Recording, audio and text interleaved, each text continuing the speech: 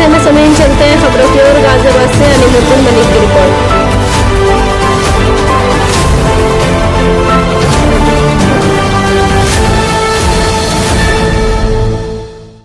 गाजियाबाद में मौसम बदलने के साथ आई फ्लू का खतरा बढ़ रहा है। अस्पतालों में इसके मरीजों की संख्या तेजी से बढ़ रही है। खास तौर पर बच्चों से ज्यादा मामले देखे जा रहे। वातावरण में बदलाव के बाद आंखों की संबंधी समस्याएं बढ़ रही है। अस्पतालों में अचानक आई फ्लू के मरीजों की संख्या में बढ़ोतरी हो रही है। अस्पतालों में अचानक बढ़े आई फ्लू के मामले जिला व्यवस्था विभाग की ओर से एडवाइजरी जारी की गई है और लोगों को संक्रमित व्यक्तियों से दूर रखने की सलाह दी गई है। ज्यादातर मरीजों में खांसी, जुकाम और बुखार के बाद कंजक्टिवाइटिस की समस्या आ रही है। बारिश और उमस भरी गर्मी में ऐसे मरीजों की संख्या बढ़ रही है। जिला अस्पताल एमएमजी और संजय नगर स्थित संयुक्त अस्पताल में एक दिन में लगभग 250 से अधिक आई फ्लू से पीड़ित लोग पहुँचे। क्या है आई फ्लू? आइए हम आपको बताते हैं श्री नरेन के द्वारा। वरिष्ठ नेत्र रोग विशेषज्ञ डॉक्टर शिशिर नरेन ने बताया कि आई फ्लू को कंजक्टिवाइटिस या पिंक आई भी कहा जाता है। यह आंखों के सफ़ेद हिस्से में होने का संक्रमण है। बारिश के मौसम में यह बहुत आम सी बीमारी है। इसके अधिकतर मामले सर्दी खांसी वाले वायरस की वजह से बढ़ते दिखाई देते हैं। बच्चों के मामलों में जीवाणु संक्रमण भी इसकी एक वजह हो सकता है। इसके लक्षणों की बात करें तो डॉक्टर शिशिर नरेन ने बताया कि आई फ्लू बहुत ज़्यादा गंभीर नहीं है और आई फ्लू से आँख का कोई स्थानीय नुकसान नहीं होता है। यह 4 से 5 दिनों में ठीक हो जाता है, लेकिन इस दौरान आँखों की साफ सफाई का विशेष ध्यान रखना पड़ता है। आई फ्लू के लक्षण हम आपको बताते हैं आगे। आई फ्लू के लक्षण आमतौर पर आंखों में सफ़ेद रंग की गंदगी जमना शुरू होना, इसे आई फ्लू कहा जा सकता है। आंखों में सूजन आना और सूजन आते ही आंखों में दर्द का शुरू हो जाना या पानी आना या दर्द होना जैसे कि खुजली। इस प्रकार के लक्षण दिखाई देने पर तुरंत नेत्र रोग विशेषज्ञ के पास जाना चाहिए और अपने आँखों का इलाज शुरू कर दें। आई फ्लू एक आँख से शुरू होकर दूसरी आँख में भी शुरू हो जाता है। ये एक गंभीर समस्या होने का कारण भी हो सकता है। आई फ्लू एक संक्रमण रोग है, इससे पीड़ित मरीज के पास जाने से बचें। हिंडन नदी के बढ़ते जलस्तर के कारण कई गांव मुसीबत में आ गए हैं। नदी के आसपास बसे गांव इसकी झपेट में आ गए हैं। विशेषकर करहेड़ा को पहले सिटी फॉरेस्ट में काफी पानी जमा हो गया है। पहले गांव में तो कई घरों को प्रशासन द्वारा रेस्क्यू कर सुरक्षित स्थान पर पहुंचाया गया है। निचले इलाकों में पानी आ जाने के जनजीवन अस्त व्यस्त हो गया है। पूरी परिवार वालों को घर और परिवार की चिंता सताने लगी है। आसपास के गांव में पानी भरने से डर सता रहा है। प्रशासन भी पूरी तरह से तैयार है और इस हादसे से उबारने में पूरी तरह से मुस्तैद दिखाई दे रहा है और जगह जगह पर बचाव कार्य प्रशासन की तरफ से किए जा रहे हैं और पानी नजर हिंडन नदी के बढ़ते जल स्तर पर लगातार बनाए हुए हैं। और अब आगे हम आपको दिखाते हैं उत्तर प्रदेश से ब्यूरो चीफ इमरान अहमद की रिपोर्ट।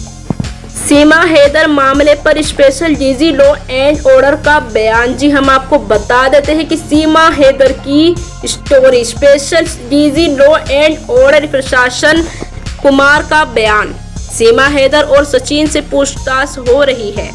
डीजी एटीएस और एजेंसी अपना काम कर रही है। डीजी अलावा 2 देशों के बीच की बात है। डीजी लॉ एंड ऑर्डर सीमा हैदर को डिपोर्ट करेंगे या नहीं, ये एजेंसी दिखेगी।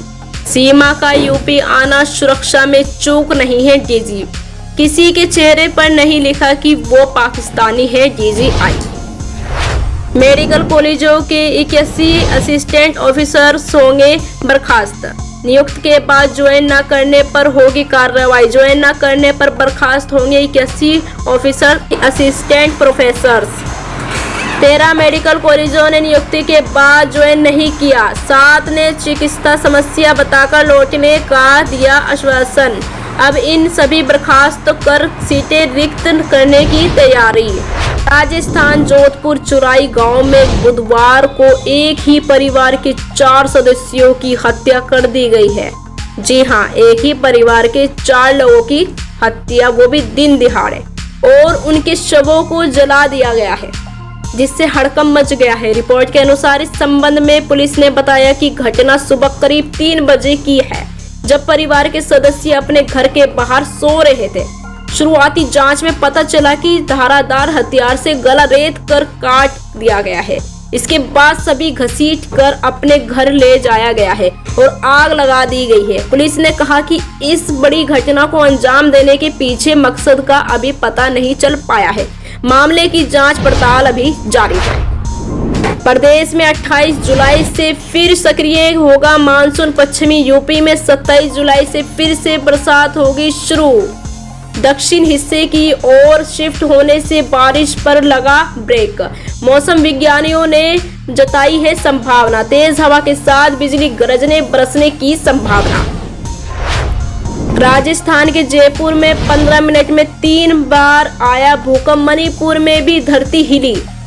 राजस्थान के जयपुर में शुक्रवार को 4 तीव्रता का भूकंप आया। शहर के कुछ हिस्सों में भूकंप के झटके महसूस होते ही घबराए लोग अपने घरों से बाहर निकल आए। नेशनल सेंटर ऑफ सिस्मोलॉजी के वेबसाइट के मुताबिक भूकंप सुबह 4:10 पर आया। वहीं मणिपुर के उखरुल में सुबह 5:01 पर 3.5 की तीव्रता का भूकंप आया। यूपी के माइक्रो इरिगेशन प्रोजेक्ट पार्टनर का शुभारंभ।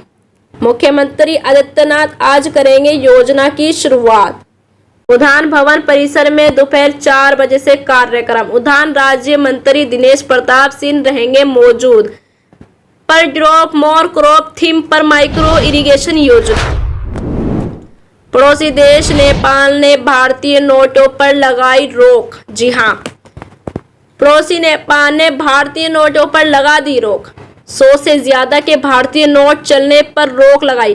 पड़ोसी देश नेपाल सरकार ने लिया बड़ा फैसला। नेपाल के बाजारों में भारतीय रुपयों के लेकर हाहाकार।